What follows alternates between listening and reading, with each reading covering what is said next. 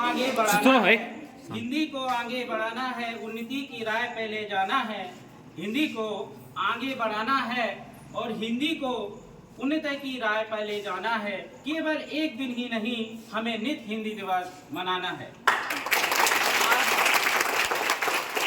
आज मुझे अवसर प्राप्त हुआ है कि इस पावन दिवस के अवसर पर मैं आपसे कुछ शब्द कहने के लिए यहाँ उपस्थित हुआ हूँ, इसलिए मैं अपने आप को गौरवान्वित महसूस कर रहा हूँ। जैसा सर ने बताया है, महात्मा गांधी ने 1918 में साहित्य सम्मेलन में सबसे पहले हिंदी को राजभाषा का या राष्ट्रभाषा का दर्जा देने की बात कही थी।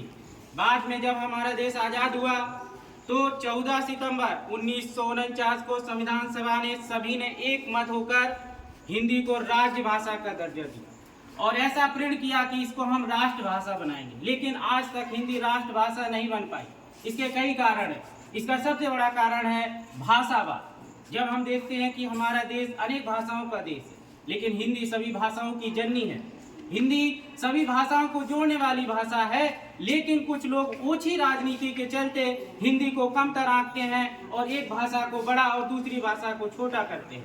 जब हम किसी भाषा को छोटा कहते हैं तो हम उसकी संस्कृति, उसके साहित्य और उसके और दक्षिण से आते हैं। उन्होंने कहा हिंदी क्या है? हिंदी तो पानी पूरी बेचने वालों की भाषा है। ऐसी सोच उनके अंदर आई तो ये सोच ऐसे व्यक्ति में आ सकती है जिसको अपनी माँ का आदर, अगर आप अपनी भाषा का सम्मान करते हैं तो आपको दूसरे की भाषा का भी सम्मान करना चाहिए, क्योंकि सभी माएँ समान होती हैं और जितना ही आप अपनी भाषा को महत्व देते हैं उतना आपको दूसरी भाषा का भी महत्व देना चाहिए। एक घटना याद आती है स्वामी विवेकानंद जी।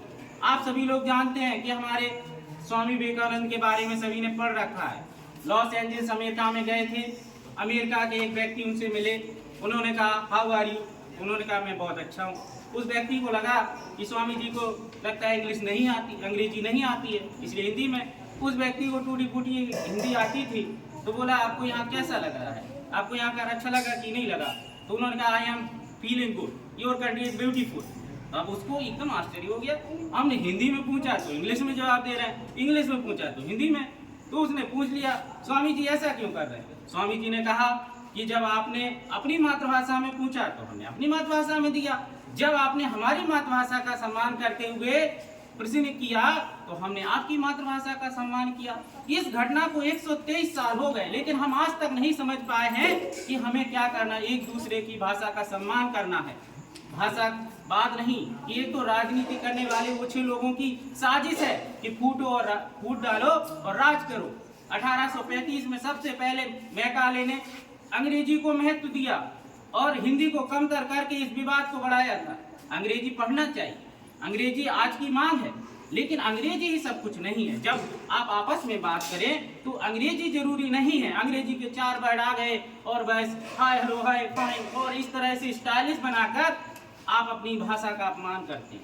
आप जाइए विदेशों में, जाइए आप फ्रांस में जाइए, वो लोग भी इंग्लिश जानते हैं लेकिन वो अपनी भाषा को नहीं भूलते हैं। चीन में चले जाइए, वो अपनी भाषा का आदर करते हैं, सम्मान करते हैं। लेकिन हमारे यहाँ हिंदी, अगर हिंदी बोलते अरे इंग्लिश बोलना आए, चाहे आपको कोई भी ज्ञान ना हो, नॉलेज 0 है, लेकिन इंग्लिश बोलना आता है तो आप बहुत होशियार हैं। अरे इंग्लिश एक भाषा है। अभी गोवा चले जाइए, फूल बेचने वाली भी क्या इंग्लिश में बोलेगी? तो इंग्लिश कोई बड़ी चीज नहीं है, इंग्लिश आनी चाहिए, लेकिन अपनी मातृभाषा का सम्मान हमें करना चाहिए। जब हम अपनी मातृभाषा का सम्मान करेंगे और दूसरे की मातृभाषा का सम्मान करेंगे तो ये विवाद ही नहीं होगा।